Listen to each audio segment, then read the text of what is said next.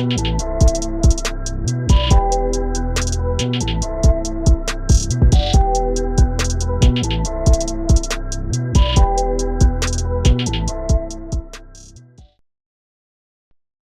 what's good? Top of the top, episode 232, Stash House Podcast. Your boy Tyler checking in. First time listeners, thank y'all for tuning in. If you tune in weekly, salute. And it's just an episode, so some topics you may want to hear about.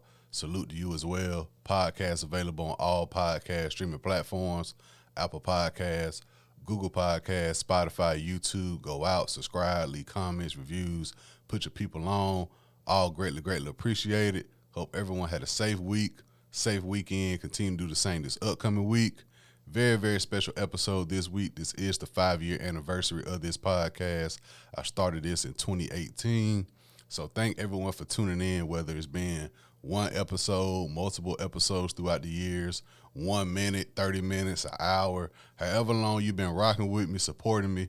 I greatly appreciate it. I'll talk about more of that towards the end of this episode, but I do want to start with just thank y'all. Overall, just thank y'all for holding me down for 5 years. Time flies. If it's one thing this podcast has showed me, is time flies.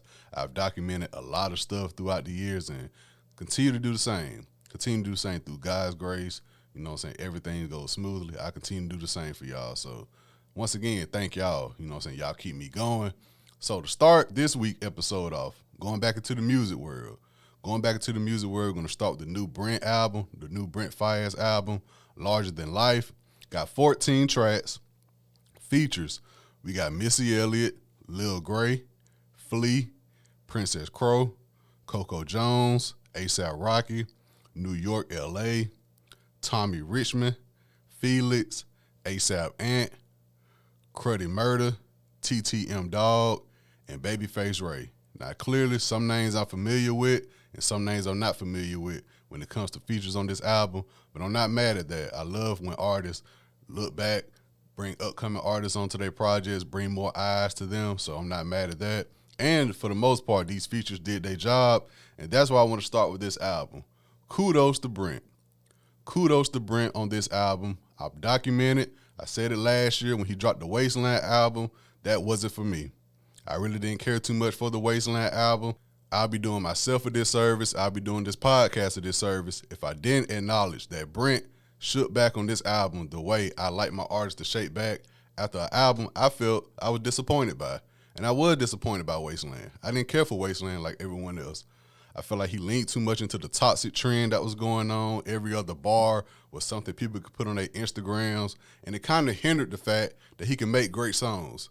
And I felt like with this Larger Than Life album, he went back to the basics. Show people I can make great overall records with features that you may or may not know of. So that's why I got to give kudos to Brent for. He went back to the basics. He's at this point now where you can really probably say he got to satisfy multiple fan bases. He got the people who love the toxic lyrics. And like I said, it's not the fact that the toxic trend, I didn't like it. It's the fact the people that linked it to the toxic trend, it hindered the music. If the music is good and you doing these toxic lyrics, then there's nothing for me to complain about. As long as the music good, cool. But when I feel like you just saying stuff to get people attention that you toxic and the production not good, the hook don't sound good, that's when I get worried. But with this album, I didn't even hear no toxic lyrics like that. It kind of reminds me, honestly, and I'm being honest with y'all, off my first listen, I felt like how I felt when I first heard Sandra's Son in 2017. That's the project I got put on to Brent by. Somebody was on Twitter one day on the Sunday.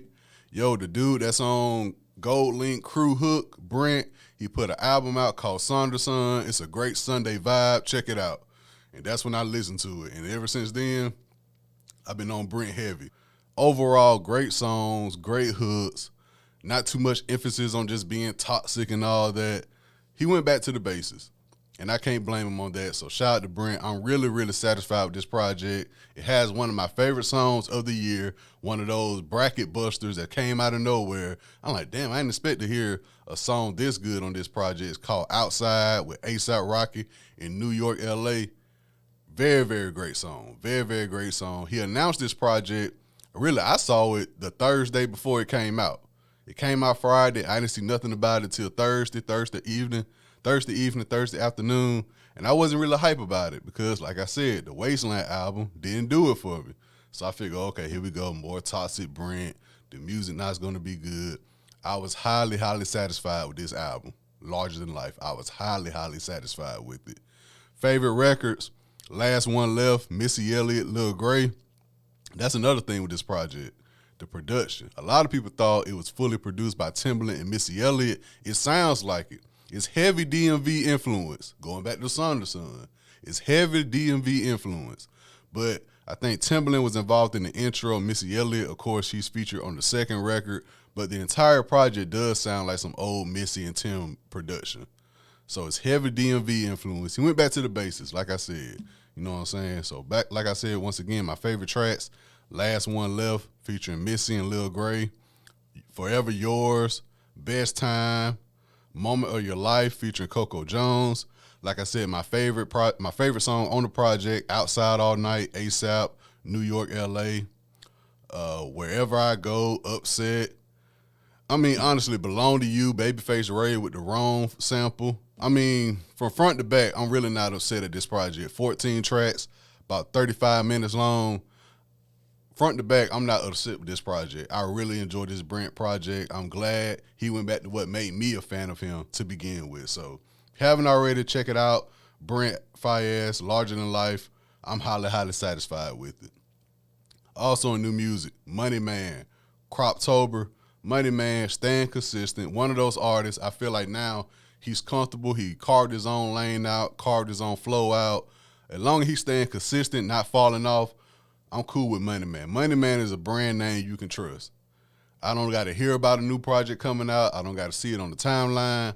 I just know when I go to the title and see new albums and I see Money Man, I know eventually I'm going to listen to it. It's a brand name you can trust. So as long as he stay in his own lane, do his own thing, I'm cool with it. Once again, only thing for Money Man I need is a 2 Chainz feature.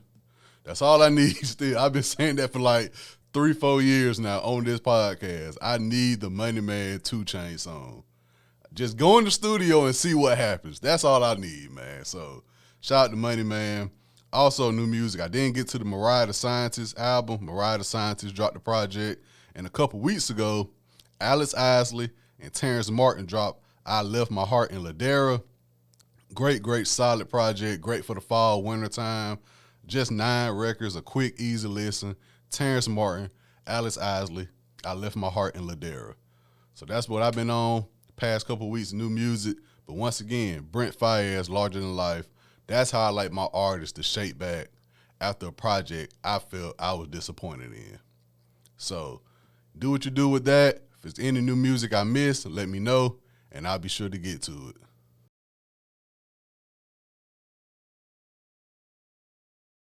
Now let's talk about some wrestling news. We got the upcoming event, Crown Jewel, this Saturday at 1 p.m., so I'm going to check that out. Matches. Pretty solid card, in my opinion. Pretty solid card. I have been peeking in and out in terms of WWE lately because, like I said, football been on Monday nights. I'll catch Friday night SmackDown when I can. So I've been in and out, but once again, thanks to social media, I'm able to keep up with what I need to keep up with. So a pretty solid card. First match, we got John Cena versus Solo Sikoa. John Cena been heavy on air lately, mainly because of the writer strike that been going on, I believe. So they had him for the next few months. I want to say towards the end of the year, maybe towards WrestleMania. We'll see how it goes. But he facing Solo Sikoa. John Cena has not won a singles match in 2,000 days. He said it on SmackDown, and when I heard him say that, I said, damn, it's been that long? Because when Cena, he's been coming back throughout the years, and his matches haven't been the best.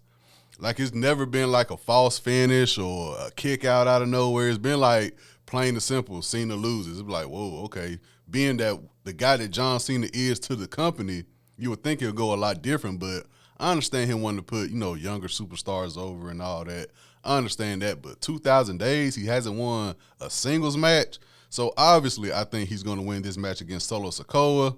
Like I said, it depends on how long Cena is on the scene because of, like I said, WrestleMania and all that coming up very, very soon. We'll see where his storyline goes, but I mean, they're going to knock out him and Solo Sikoa right now. I thought that would be like a Royal Rumble match or something, but we'll see how it goes with John Cena and Solo Sikoa, but I got John Cena winning that match. Next match, we got Cody Rhodes versus Damian Priest. I'm positive they are trying to figure out what to do with Cody and what to do with Damian Priest right now. For me personally, I'm still not invested in the Judgment Day storyline. Cody Rhodes, I'm really just trying to see if they are going to lead to him facing Roman again down the line. They can't make it to where it's already is obvious. That's the problem they got. People automatically assume it's going to be Cody versus Roman 2 at WrestleMania. So they got to make it to where it makes sense to where it's not the obvious, Cody Rhodes going to win the Royal Rumble again. It's like, that would be too obvious for me personally. So I think they're still trying to figure out what to do. And with Damian Priest, he's the tag champion and he's the Money in the Bank winner. So, I mean, it's a lot to do with both of these guys. At the moment, Cody Rhodes with Jey Uso, I didn't understand it with them winning the tag belts because I thought Jey Uso whole purpose on coming on Raw was to be his own man. And then you're going to add him with Cody Rhodes, then have them win the belt, and for them to drop the belt right after they won the belt, it's obvious they're trying to figure out what to do with both of these guys right now. So in my opinion, I mean, I got Damian Priest winning. You got to have Damian Priest have some type of momentum with the Money in the Bank briefcase, in my opinion, whether he cash in. I think he's going to cash in on the Raw title. I don't see him cashing in on Roman. That would be a crazy way to end Roman historic reign, but we'll see how it goes. But for Cody versus Damian Priest, I think Damian Priest is going to win. I think they're going to have a successful Judgment Day interference because for the past few events, the Judgment Day interference has kind of backfired, but I think this time it'll work in their favor. So I got Damian Priest winning that match. Next match for United States title, we got Logan Paul versus Rey Mysterio, who's the champ. I got Logan Paul winning this match. I mean, at this point, Logan Paul is very, very hot right now. What better way to sum it up with him getting the belt from Rey Mysterio? He showed some type of alliance with Dominic Mysterio. I'm sure Dominic may get involved. That'll probably lead to something that's Survivor Series. Once again, with Rey and Dominic, I don't want to see it, but we'll see how it goes. But, yeah, Logan Paul is hot right now. Like I said, he just won his first match not too long ago against Ricochet. Why not put the belt on him right now? They haven't really done anything with Rey Mysterio with the belt.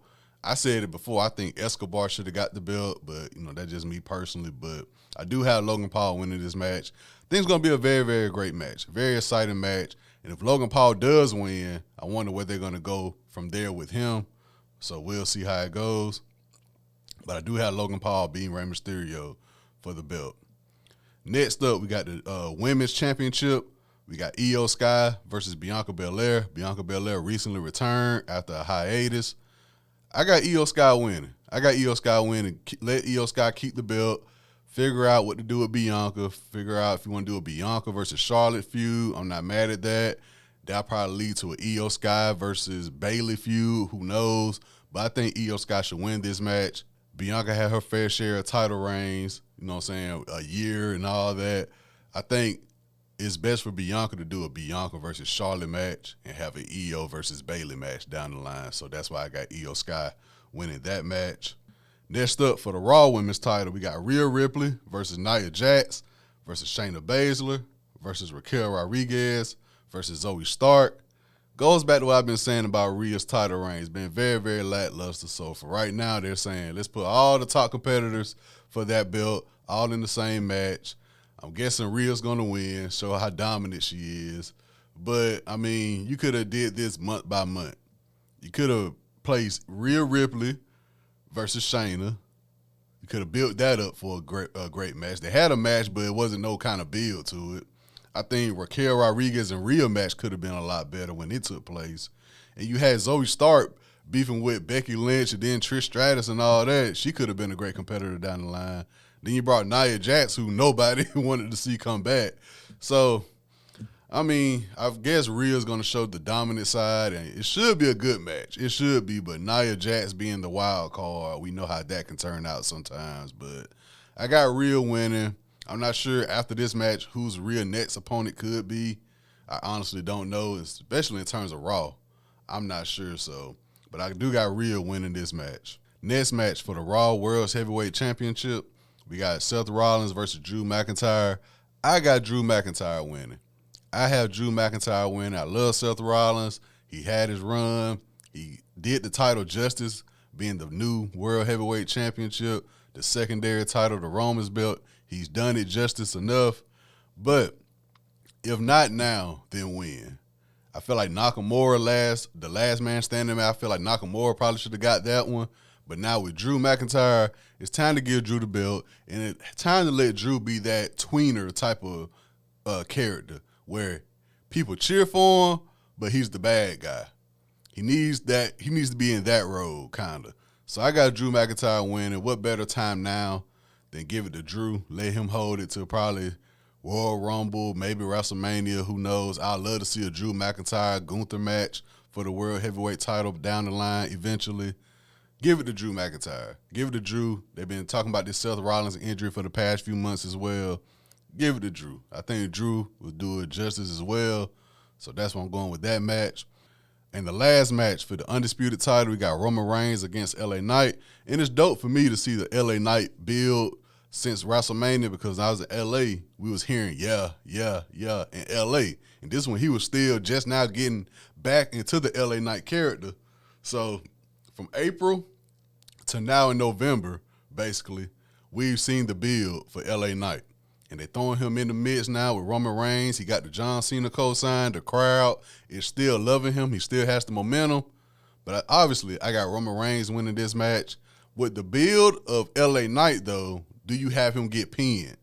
That's the main thing I'm worried about. I'm like, will they have outside interference or something like that happen where he win by disqualification and all that? So we'll see, because we've seen Roman lose. He got pinned by Jay. So now, do you do it to where he loses from LA Knight by DQ? Because the LA Knight momentum is pretty tough right now. It's kind of hard for him to get pinned 1, 2, 3 with this type of momentum. At Crown Jewel, at that, you still got Survivor Series. You still got Royal Rumble coming up. I don't think you want to kill the LA Knight momentum right now with him getting pinned, but some way, somehow, I think Roman Reigns is going to win, whether it's count out, outside interference, something like that. But LA Knight, I was kind of worried about how they're going to treat his momentum, because if you watch his match, like me and my boy Zoe was talking about, you watch his matches, there's some things he can, improve on. But I think with them putting him beside John Cena and him in these main event matches, that kind of overshadow his in-ring. But with Roman, I think it's going to be a great match. I can't wait for Roman to trash talk him. Roman was just like, yeah, we've seen this before. Guys come in, they get all the momentum. The crowd gets behind them. But this is your first title match. This is your first contract signing. You've never been here before. So it's going to be a great match, but obviously I got Roman Reigns winning. So my predictions for this Saturday, Crown Jewel event, Cody Rhodes versus Damian Priest. I have Damian Priest winning. United States title match, Rey Mysterio versus Logan Paul. I got Logan Paul winning. SmackDown's Women's Championship match, Io Sky versus Bianca Belair. I have Io Sky winning that match. John Cena versus Solo Sikoa. I have John Cena winning. Raw Women's title match, I have Rhea Ripley winning that match. The Raw World's Heavyweight Championship match, Seth Rollins versus Drew McIntyre. I have Drew McIntyre winning that match. And of course, for the SmackDown Undisputed title, Roman Reigns versus LA Knight, I have Roman Reigns winning that match.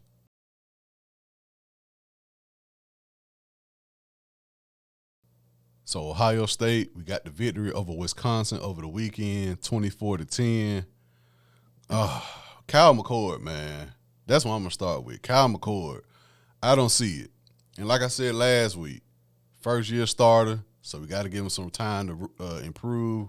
A lot of room for improvement, but like I said, if you take away Marvin Harrison Jr., what do you have with Kyle McCord? That's the biggest issue I got in the future, really for the rest of the season, because teams are going to try to probably double-team Marvin Harrison down the line. Who knows? But without Marvin Harrison Jr., Kyle McCord is just Kyle McCord. This past game against Wisconsin, 17 for 26, 226 yards, 2 touchdowns, 2 interceptions. The one thing I can say about him, he does have bad moments where he'll probably take a sack, intentional grounding, interceptions, of course. But he goes back out there.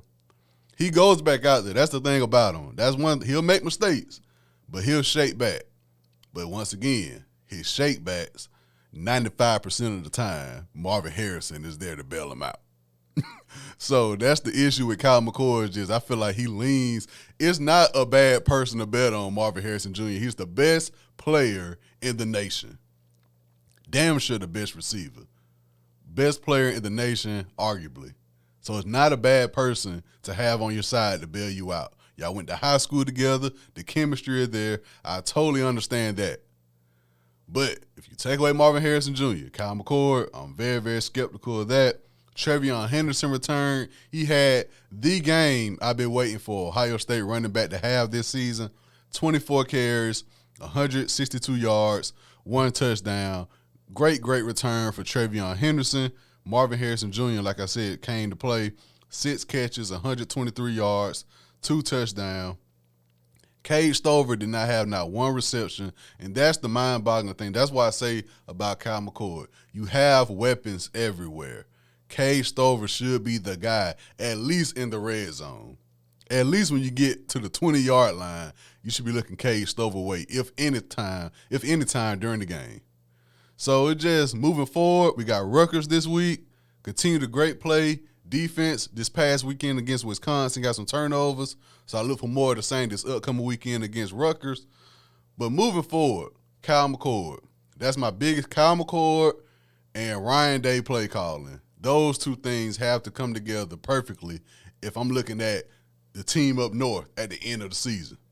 Really, Rutgers this week. I'm not looking too far ahead to the Michigan game, but Kyle McCord and Ryan Day, Heartline play calling, it has to mesh very well by the time Thanksgiving weekend comes. So this week against Rutgers, Kyle McCord, just get more comfortable in the pocket. You had 2 interceptions last week. Just play smarter. Once again, Kyle McCord playing, Ryan Day, Heartline play calling. It has to mesh very, very well if we want to do anything for the rest of the regular season.